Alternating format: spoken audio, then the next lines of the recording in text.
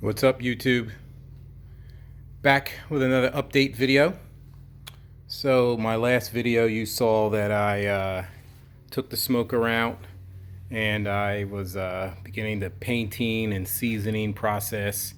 I haven't had a chance to take a torch to the linseed oil yet, so the body smoke chamber still looks kind of grayish, although I have a coat of linseed oil on there.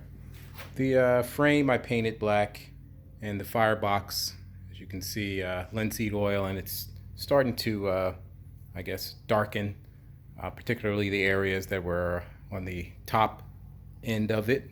Smoke and heat rise, so that's the reason why it's darker on top than you can see down at the bottom. But I ran into a little dilemma those 2 days getting it in and out of my garage. I'm not sure if you can see this, but there's a little lip here. Getting it in and out of the garage. It's about an inch and a half, maybe 2 inches. And lifting that smoker up out of the, from the driveway into the garage was a little bit of an issue. Like I said, it probably weighs 900 or maybe even 1,000 pounds. I'm not sure exactly. I haven't weighed it, but it's damn heavy. So, my little 3-inch casters aren't quite cutting it. So I wanted to, I guess, go bigger. And you know what they say, go large or go home. So I am upgrading my 3-inch casters to 12-inch golf cart wheels. See a lot of guys doing that, and I really like the look of it. So I decided to order some golf cart wheels. They're scheduled to arrive tomorrow. So what I've been doing, trying to get done this weekend, is get the axles built. I ordered some axles and spindles from I can't even think of the name of the place. Anyway, they're Rigid, I believe, is the name of the brand of the axle and spindle. Here's one of the spindles. It is a 1-inch diameter, and it's an inch and a half weldable end that fits inside of my square tube. So I also purchased some square tube, 2-inch square tube by 1/4-inch wall, which made for a perfect 1.5 inches on the inside. The only issue was that, as you know, it has that little welded seam on the inside of square tubing. Well, here's my square tubing here. Here's a piece of it, at least. Hopefully you can see this. Let's do it here. I had to take a file and a other means to try to open up that seam, and I think I pretty much got it. Oh, maybe that's the wrong one. There we go.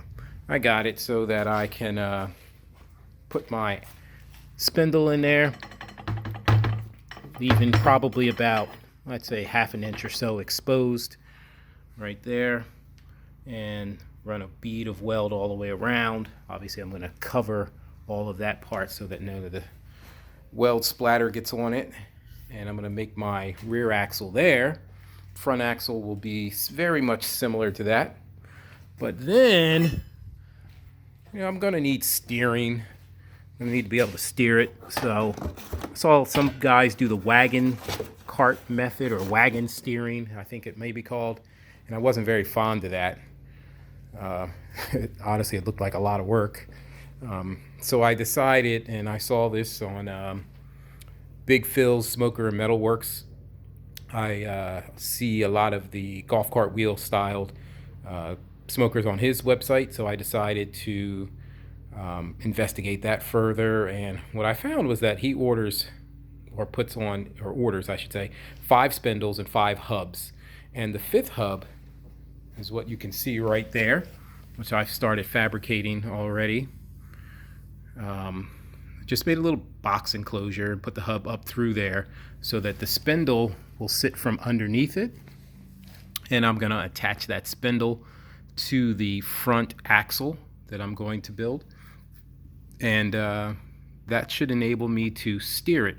Obviously, these front casters are coming off, and the front axle is going to sit low enough that it is underneath the plate there that the casters are currently on. I may even cut the plate off, haven't decided that yet. But I wanted to make it so that in the event, which after all this work doesn't seem likely, but in the event someone made me a reasonable offer for this, I could just sell it to them, and either with or without the golf cart wheels. But as much effort as I'm putting into this, I'm likely to say I will not sell this one, but I will build you one. I mean, not that I'm an expert or a pit builder or anything, but at this point, I think I could do it again. So, like I said, golf cart wheels coming. Got the notification from UPS coming tomorrow. And once they get here, throughout the week, I'll add to this video and get those mounted up on here. And then hopefully by the end of the week, I'll be able to debut my my new smoker with golf cart wheels. I'm doing that so I can get it in and out of my garage easily. So that's the plan. Cutting this has been quite a bit of a challenge. I guess the angles there and getting everything right. But fortunately, I have a plasma cutter. I've got a Thermodynamics Cutmaster 40. I purchased this, I don't know, a while ago, and I wanted to do a review video on it, but I don't know, I'm not very good with it yet, so I haven't done a video. But it did come in handy in cutting out that hole that you see there that the hub is sticking through, and got a nice circle there. Now, I didn't buy a plasma cutter hole cutter tool mechanism thing. I simply used piece of flat iron, flat stock, whatever you want to call it. And this first hole, the top hole, is perfect size for my plasma cutter tip to fit in. So the tip here, when I take the stand off here, let's do that. The tip fits perfectly on there. And then all I do is brace it with the screw there and the nuts, so that it has the same standoff as if I were using the standoff on the plasma cutter.